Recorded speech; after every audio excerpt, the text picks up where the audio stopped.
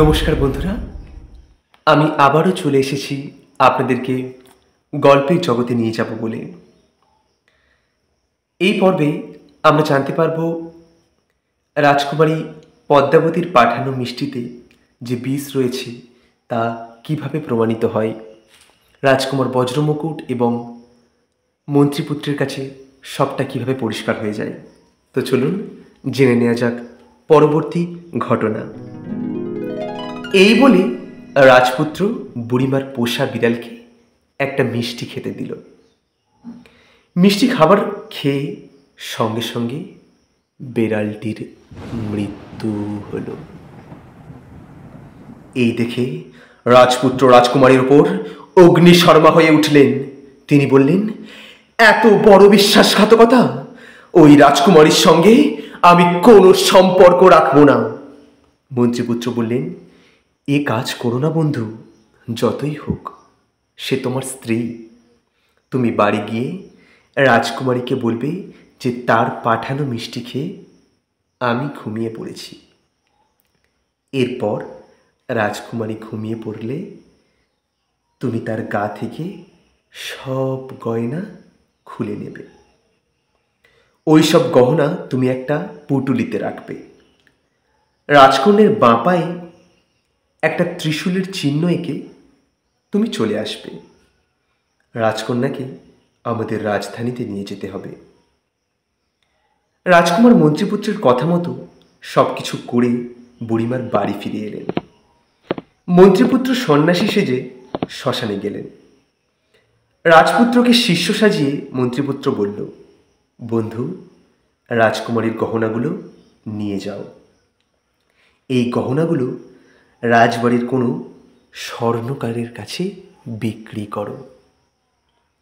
রাজকুমারীর গহনা চিনে কোনো লোক যদি তোমাকে চোর বলে, তাহলে তাকে আমার কাছে নিয়ে আসো।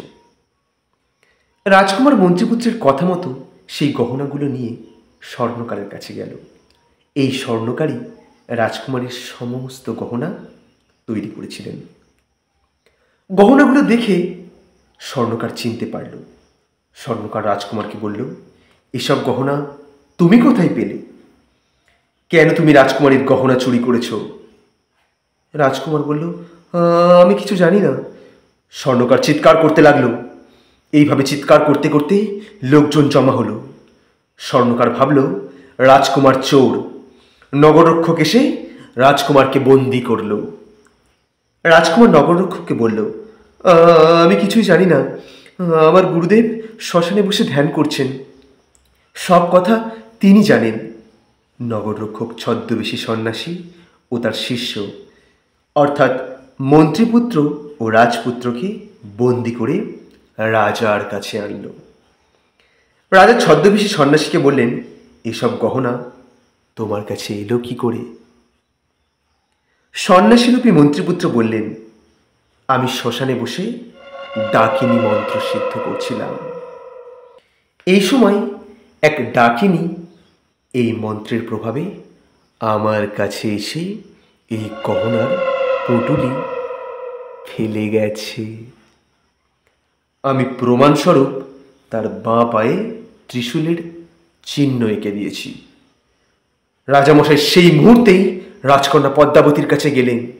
রাজা দেখলেন পদ্মাবতীর বাঁ পায়ে ত্রিশূল আঁকা রয়েছে। রাজা হিতাহিত জ্ঞান শূন্য হয়ে গেলেন। তিনি তার প্রহরীকে ডেকে বললেন, প্রহরী, এই মেয়ে ডাকিনী, এখনই একে বিদায় করো। এই রাজপুরীতে এর কোনো স্থান নেই।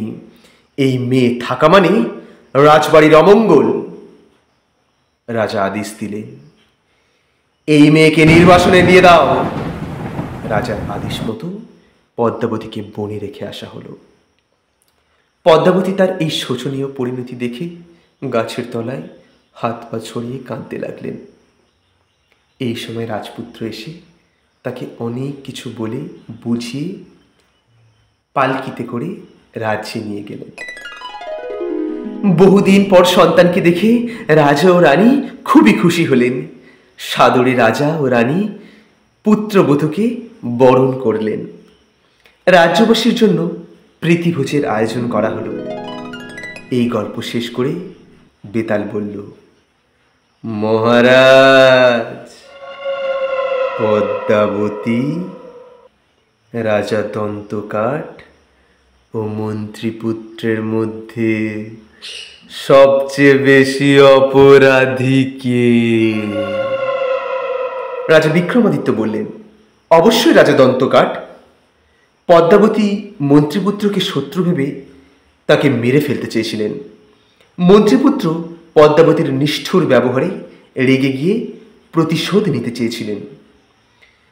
কিন্তু রাজা দন্তকাঠ একজন পিতা হয়ে কন্যার সঙ্গে এই রকম ব্যবহার একেবারেই উচিত হয়নি।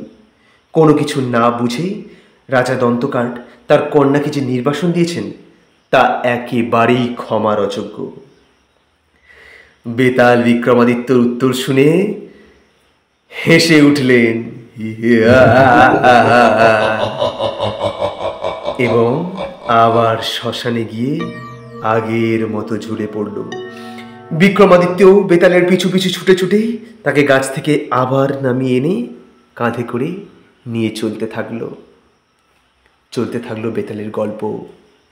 এইভাবে বেতাল তার প্রথম গল্প শেষ করে দ্বিতীয় গল্প বলতে শুরু করলো।